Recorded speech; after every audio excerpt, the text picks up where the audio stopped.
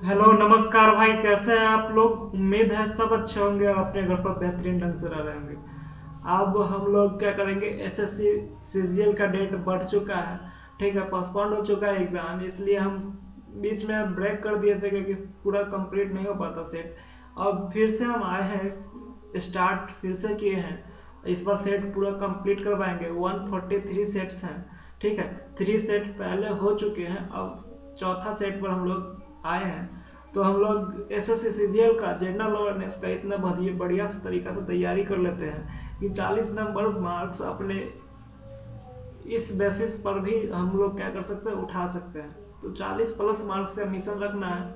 ठीक है, उसके बाद आप करेंट अफेयर्स से आप 5-7 नंबर का मिशन रखिए, यानी 45 प्लस मार्क्स का मिशन रखिए। करेंट अफेयर्स भी आप बहुत सारे सर पढ़ाते हैं, उनसे पढ़िए।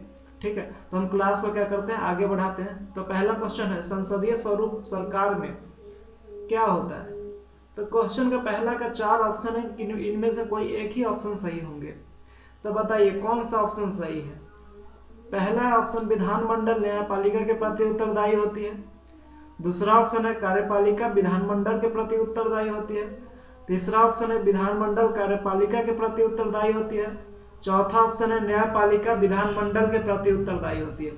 इनमें से कौन सा उत्तर सही हो जाएगा। तो मेरे भाई इसमें कौन सा उत्तर सही होगा, तो मेरे भाई इसमें बी आंसर नंबर सही हो जाएगा। क्या हो जाएगा, बी सही हो जाएगा। यानी कि ऑप्शन नंबर बी क्या हो जाएगा, मेरा सही उत्तर हो जाएगा। यानी कि कार्यपालिका विधानमंडल के प्रति उत्तरदायी होती है संसदीय स्वरूप सरकार में। ठीक है, तो आगे बढ़ते हैं, अगला क्वेश्चन नंबर पर चलते हैं। कह रहा है, भारत के राष्ट्रपति के संबंध में निम्नलिखित में से कौन सा कथन सही है। भारत के राष्ट्रपति के संबंध में निम्नलिखित में से कौन सा कथन सही है। तो मेरे पास 4 ऑप्शन है भाई, इसमें से कोई एक ऑप्शन सही है। तो कौन सा ऑप्शन सही है, आप जल्दी से अपने 10 सेकेंड अपने मन में सोचिए, इसको उत्तर लगाने का प्रयास कीजिएगा। नहीं आएगा तो हम बताएंगे ही। ठीक है, पहला क्वेश्चन है, आम चुनाव के बाद वह संसद के प्रथम सत्र को संबोधित करते हैं। दूसरा ऑप्शन है, प्रत्येक वर्ष के आरंभ में संसद के प्रथम सत्र को संबोधित करते हैं। तीसरा ऑप्शन है, संसद के प्रत्येक सत्र को संबोधित करते हैं। चौथा ऑप्शन है, संसद को कभी संबोधित नहीं करते हैं। तो मेरे भाई राष्ट्रपति के संबंध में कौन सा ऑप्शन सही है। तो मेरे भाई ऑप्शन नंबर ए, प्रत्येक आम चुनाव के बाद वह संसद के प्रथम सत्र को संबोधित करते हैं। ठीक है भाई, प्रत्येक आम चुनाव के बाद वह संसद के प्रथम सत्र को संबोधित करते हैं। तो कौन संबोधित करते हैं, राष्ट्रपति। चलिए 3 नंबर क्वेश्चन पे आते हैं। क्वेश्चन नंबर 3 क्या कह रहा है, निम्नलिखित में कौन सी पत्रिका का उसके संपादक के साथ सही मिलान नहीं हुआ है। ऑप्शन ए है वंदे मातरम अरविंदो घोष। ऑप्शन बी है new India Bipin Chandra Pal. Option C है मूंगातर भूपेंद्र नाथ दत्ता। ऑप्शन डी है संध्या बरिंद्र घोष। जल्दी बताइए कौन सा ऑप्शन सही है भाई। तो मेरे भाई ऑप्शन नंबर डी इसका सही उत्तर है, संध्या बरिंद्र घोष। संध्या बरिंद्र घोष। भाई क्या क्या हो गया, इधर चला गया। संध्या बरिंद्र घोष, इसका उत्तर क्या हो जाएगा, संध्या बरिंद्र घोष। क्या हो जाएगा भाई, संध्या बरिंद्र घोष। यानी कि संध्या जो पत्रिका थी उसके संपादक कौन है, बरिंद्र घोष थे। कौन थे भाई, बरिंद्र घोष। ठीक है, चलिए आगे बढ़ते हैं। रेशम के कीड़े किन पर चलते हैं। ऑप्शन नंबर 4 ऑप्शन दिया, उनमें कोई एक ही सही है। तो जल्दी से बताइए रेशम के कीड़े किन पर चलते हैं। ऑप्शन नंबर ए है तुलसी के पत्ते, बी है गुलाब के पत्ते, सी है आम के पत्ते और डी है शहतूत के पत्ते। मेरे भाई कौन सा उत्तर इसका सही हो जाएगा। रेशम के कीड़े शहतूत के पत्ते पर चलते हैं। रेशम के कीड़े किस पर चलते हैं, शहतूत के पत्ते पर चलते हैं। ठीक है, अब अगला क्वेश्चन पे चलते हैं, क्वेश्चन नंबर 5। 10 सेकेंड का टाइम है, आप जल्दी से सोचिए इसका उत्तर क्या होगा। जब सोडियम बाइकार्बोनेट को अत्यधिक गर्म किया जाता है तो क्या उत्पाद बनता है। जब सोडियम बाइकार्बोनेट को अत्यधिक गर्म किया जाता है तो क्या उत्पाद बनता है? क्या उत्पाद बनता है, जल्दी से बताइए। क्या उत्पाद बनता है भाई, जल्दी से बताइए, 10 सेकंड का आपके पास टाइम है। तो मेरे भाई सोडियम कार्बोनेट उत्पाद बनता है। क्या बनता है? Sodium carbonate. क्या बनता है मेरे भाई? सोडियम बाई कार्बोनेट को गर्म किया जाता है तो सोडियम कार्बोनेट बनता है। क्या बनता है? Sodium carbonate.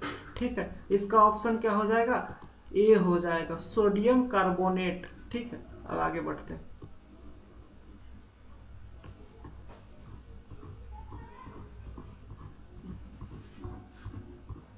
निम्नलिखित में से किस भारतीय को विशेष ऑस्कर पुरस्कार दिया गया है? आपको 4 ऑप्शन है, इनमें से कोई एक ही व्यक्ति को ऑस्कर पुरस्कार प्रदान किया गया है, तो वो कौन से हैं? तो निम्नलिखित में सत्यजीत रे को विशेष ऑस्कर पुरस्कार प्रदान किया गया है। ठीक है, सिर्फ इस 4 ऑप्शन में से सत्यजीत रे को। चलिए क्वेश्चन नंबर 7, यदि चालू खाता पर सरकारी खर्च राजस्व से अधिक हो तो क्या स्थिति होगी? क्वेश्चन नंबर 7 क्या कह रहा है? यदि चालू खाता पर सरकारी खर्च राजस्व से अधिक हो तो क्या स्थिति होगी? जल्दी से इसका बताइएगा भाई, आंसर क्या होगा? तो मेरे भाई 4 ऑप्शन है। पहला ऑप्शन है घाटा बजट, दूसरा ऑप्शन है शून्य आधारित बजट, तीसरा ऑप्शन है निष्पादन आधारित बजट, चौथा ऑप्शन है अधिशेष बजट। तो मेरे भाई इसका सही उत्तर क्या हो जाएगा? घाटा बजट। क्या हो जाएगा? घाटा बजट। ठीक है, अगले क्वेश्चन पे चलते हैं। भारत में छिपी हुई बेरोजगारी मुख्य रूप से किस क्षेत्र में है? भारत में छिपी हुई बेरोजगारी मुख्य रूप से किस क्षेत्र में है? कृषि क्षेत्र, ग्रामीण क्षेत्र, औद्योगिक क्षेत्र, शहरी क्षेत्र, कौन सा ऑप्शन भाई सही हो जाएगा इसका? तो मेरे भाई भारत में छिपी हुई बेरोजगारी कृषि क्षेत्र में है। किसमें है? कृषि क्षेत्र में, क्योंकि एक ही परिवार के बहुत सारे लोग उसमें काम करते रहते हैं, है कि नहीं? चलिए क्वेश्चन नंबर 9 पे चलते हैं। निम्नलिखित में भारतीय संविधान किसकी गारंटी नहीं देता है? तो मेरे भाई इसका उत्तर जल्दी से बताने का प्रयास कीजिएगा। समता का हक, धार्मिक आजादी, संवैधानिक उपचारों का हक, सभी को शिक्षा का हक। तो मेरे भाई इसमें चौथा ऑप्शन सही हो जाएगा, सभी को शिक्षा का हक भारतीय संविधान की गारंटी नहीं देता है, यानी कि गारंटी नहीं देता इस चीज का। ठीक है, लेकिन समता का हक है, धार्मिक आजादी का हक का गारंटी है, समता में समानता, संवैधानिक उपचारों का हक यानी कि शिक्षा का हक को क्या किया जाता है? गारंटी नहीं दिया है संविधान में। समुद्र की एक चौड़ी उपखारी जो आकार में क्या हो? समुद्र की एक चौड़ी उपखारी जो आकार में अबतल हो, क्या होता है भाई? अबतल। यहाँ अब्बल नहीं होगा, क्या होगा? अबतल हो। क्या हो? अबतल हो कहलाती है। क्या कहलाती है? तो मेरे भाई वो क्या कहलाएगी? समुद्र की एक चौड़ी खाड़ी जो आकार में अबतल हो वह कहलाती है खाड़ी। उसे क्या कहते हैं भाई? खाड़ी कहते हैं। उसे क्या कहते हैं? खाड़ी। ऑप्शन नंबर 3 इसका क्या हो जाएगा? सही उत्तर हो जाएगा। क्वेश्चन नंबर 11, इसका ऑप्शन अगले पेज में है। ठीक है, तो घबराइएगा नहीं। पंजाब में बड़ी संख्या में अपलावन नहर है, इनमें जल कहाँ से आता है? पंजाब में बड़ी संख्या में अपलावन नहर है, इनमें जल कहाँ से आता है? तो मेरे भाई 4 ऑप्शन आपको 4 नदी का नाम दिया गया है। नीचे जो है निम्नलिखित नदी का नाम नीचे दिया हुआ है। हम इसको क्वेश्चन छोटा कर देते हैं कि क्वेश्चन भी आप पढ़ते रहिए और ऑप्शन भी आप पढ़ते रहिए। चलिए क्वेश्चन नंबर 11 क्या था? पंजाब में बड़ी संख्या में अपलावन नहर है, इनमें जल कहाँ से आता है? तो मेरे भाई आपका 4 ऑप्शन है, सतलज नदी, झेलम नदी, चिनाब नदी, रावी नदी। तो इसका भाई उत्तर क्या हो जाएगा? इसका उत्तर हो जाएगा मेरे भाई सतलज नदी। यानी कि जो अपलावन नहर है पंजाब में, वहां पर सतलज नदी से क्या आती है? पानी आती है। ठीक है, अब हम इसको बड़ा कर दे। क्या कहां से बड़ा होता है? यहां से। चलिए अब हम इसको बड़ा कर दिए हैं। ठीक है, एस्परजिसल के लैंगिक जनन अंग से है क्या है संबंधित? एस्परजिसल के लैंगिक जनन अंग से कौन सा चीज संबंधित है? तो मेरे भाई एस्परजिसल के लैंगिक जनन अंग से संबंधित है पुंधानी और स्कोधानी। क्या संबंधित है भाई? पुंधानी और स्कोधानी। क्वेश्चन नंबर 13 पर चलते हैं। क्वेश्चन नंबर 13 क्या कहते हैं? कह रहा है तारे चमकते हैं, तारे चमकते हैं किंतु यह नहीं चमकते। तारे चमकते हैं किंतु यह नहीं चमकते क्योंकि ऑप्शन ए है वे स्थिर प्रबलता का प्रकाश उत्सर्जित करते हैं। ऑप्शन बी है उनकी पृथ्वी से दूरी समय के साथ परिवर्तित नहीं होती है। ऑप्शन सी है वे पृथ्वी से अत्यधिक दूरी पर है और परिणाम स्वरूप प्रकाश की प्रबलता में कमी हो जाती है। ऑप्शन डी है वे पृथ्वी के करीब है इसलिए उनसे अधिक प्रकाश मिलता है और प्रबलता में अधिक छोटे परिवर्तन होते भी हैं तो नजर नहीं आते। तो मेरे भाई कौन सा उत्तर सही हो जाएगा? कौन सा उत्तर सही हो जाएगा भाई? तो मेरे भाई ऑप्शन नंबर बी इसका उत्तर क्या हो जाएगा? सही हो जाएगा। ऑप्शन नंबर बी क्या हो जाएगा? इसका उत्तर सही हो जाएगा। ऑप्शन नंबर बी इसका क्या हो जाएगा? सही हो जाएगा। यानी कि इसका राइट आंसर क्या हो गया? Option number B. तारे चमकते हैं किंतु यह नहीं चमकते क्योंकि उनकी पृथ्वी से दूरी समय के साथ परिवर्तित नहीं होती है। ठीक है, आगे बढ़ते हैं। क्वेश्चन नंबर 14, एक्सरे के संबंध में निम्नलिखित में से कौन सा विकल्प सही नहीं है? एक्सरे के संबंध में निम्नलिखित में से कौन सा विकल्प सही नहीं है? आपके पास 4 ऑप्शन है, इनमें से कोई एक सा ऑप्शन सही है। इनमें कम वेदन क्षमता होती है, यह प्रकाश की गति से चलता है, यह परिवर्तित या अपरिवर्तित दोनों हो सकता है, फोटोग्राफी की प्लेट को प्रभावित कर सकता है। कौन सा ऑप्शन सही है मेरे भाई इसमें? तो मेरे भाई कौन सा विकल्प सही नहीं है? बोला विकल्प सही नहीं है, यानी कि तीनों विकल्प सही है लेकिन पहला विकल्प क्या है? गलत है। यानी कि इनमें कम वेदन क्षमता होती है, ये क्या है बात भाई? सरासर गलत है। इसमें क्या होगा? एक्सरे में कम वेदन क्षमता नहीं होती है, अधिक होती है। ठीक है, तो आगे बढ़ते हैं। क्वेश्चन नंबर 15, एंटीवायरस सॉफ्टवेयर द्वारा पता लगाए जाने से बचने के लिए निम्नलिखित में कौन जब भी स्थापित किया जाता है परिवर्तित होता है? एंटीवायरस सॉफ्टवेयर द्वारा पता लगाए जाने से बचने के लिए निम्नलिखित में से कौन जब भी स्थापित किया जाता है परिवर्तित होता है? तो मेरे भाई इसका उत्तर क्या हो जाएगा? जल्दी से बताइए। Polymorphic virus, worm, logic bomb, trojan horse, कौन सा उत्तर इसका सही होगा? तो मेरे भाई पॉलीमॉर्फिक वायरस इसका क्या हो जाएगा? सही उत्तर होगा। क्या होगा भाई? पॉलीमॉर्फिक वायरस इसका क्या हो जाएगा? सही उत्तर हो जाएगा। पॉलीमॉर्फिक का थोड़ा सा वो क्या होता है, टाइपिंग एरर है, कहीं कहीं टाइपो एरर आपको मिलेगा, लेकिन उससे क्या होना है, ज़्यादा उसको इग्नोर करके चलना है, क्योंकि हमको क्या है, हिंदी तो यहाँ सीखना नहीं है भाई, यहाँ क्या करना, जीएस को याद करने का ही हमका मेरा मुख्य उद्देश्य है। इसलिए हम जीएस को ही सिर्फ याद करेंगे, उसके स्पेलिंग पे नहीं जाएंगे। ठीक है, आ जाइए, बात को समझने का प्रयास करेंगे, है कि नहीं भाई? चलिए, निम्नलिखित में से कौन से खरपतवार औद्योगिक बहिष्कार से होने वाले जल प्रदूषण को नियंत्रित कर सकती है? निम्नलिखित में कौन से खरपतवार औद्योगिक बहिष्कार से होने वाले जल प्रदूषण को नियंत्रित कर सकती है? ऑप्शन ए है पार्थेनियम, ऑप्शन बी है हाथी घास, ऑप्शन सी है जलकुंभी, ऑप्शन डी है मोगर घास। तो मेरे भाई खरपतवार औद्योगिक बहिष्कार से होने वाले जल प्रदूषण को नियंत्रित कर सकती है। कौन सा उत्तर हो जाएगा सही? जलकुंभी। कौन सा उत्तर हो जाएगा मेरे भाई? इसका सही जलकुंभी हो जाएगा। क्या हो जाएगा भाई? जलकुंभी। क्या हो जाएगा? जलकुंभी। ठीक है, आगे बढ़ते। क्वेश्चन नंबर 17, निम्नलिखित में से किसको विश्व बैंक कहा जाता है? निम्नलिखित में से किसको विश्व बैंक कहा जाता है? 4 ऑप्शन है, इनमें से कोई एक ऑप्शन सही है। पहला ऑप्शन है अंतर्राष्ट्रीय मुद्रा कोष को, दूसरा ऑप्शन है अंतर्राष्ट्रीय पुनर्निर्माण एवं विकास बैंक को, तीसरा ऑप्शन है विश्व व्यापार संगठन को, चौथा ऑप्शन है अंतर्राष्ट्रीय विकास संघ को। तो मेरे भाई कौन सा इसका उत्तर सही हो जाएगा? तो मेरे भाई इसका उत्तर हो जाएगा अंतर्राष्ट्रीय पुनर्निर्माण एवं विकास बैंक। क्या हो जाएगा भाई?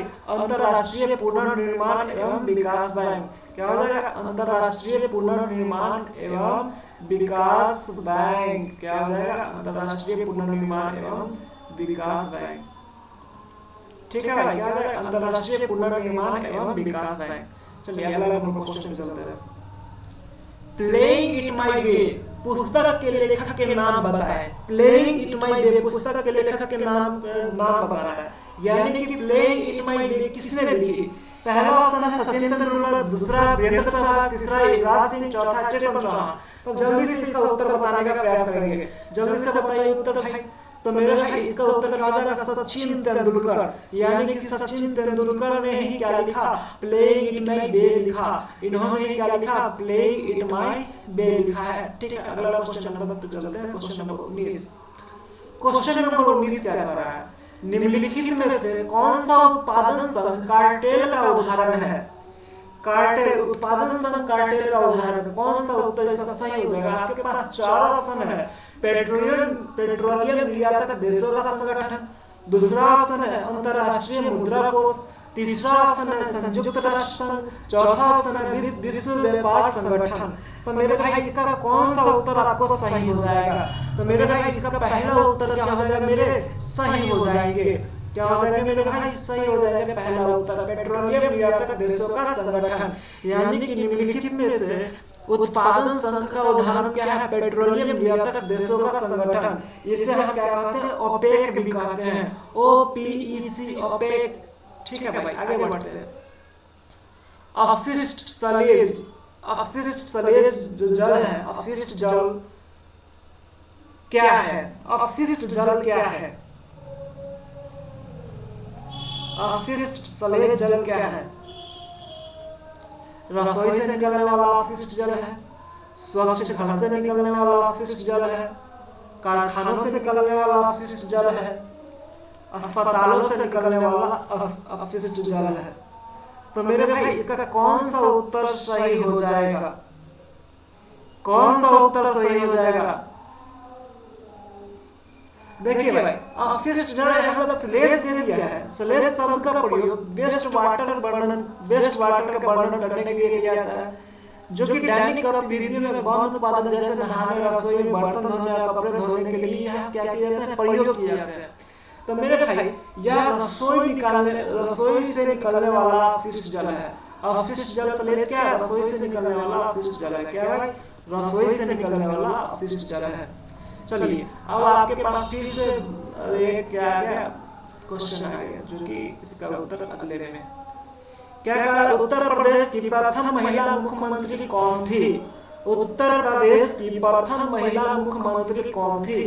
तो मेरे भाई ऑप्शन ए है एनी बेसेंट, ऑप्शन बी है सुश्री मायावती, ऑप्शन डी है विजय लक्ष्मी पंडित, ऑप्शन डी है यानी कि 4 है सुचेता कृपलानी।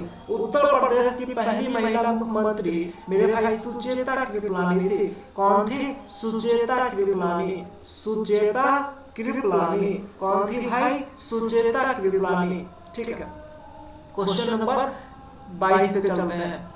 निम्नलिखित विकल्पों में से कौन सा विकल्प कार्बन के सबसे शुद्ध स्वरूप को दर्शाता है।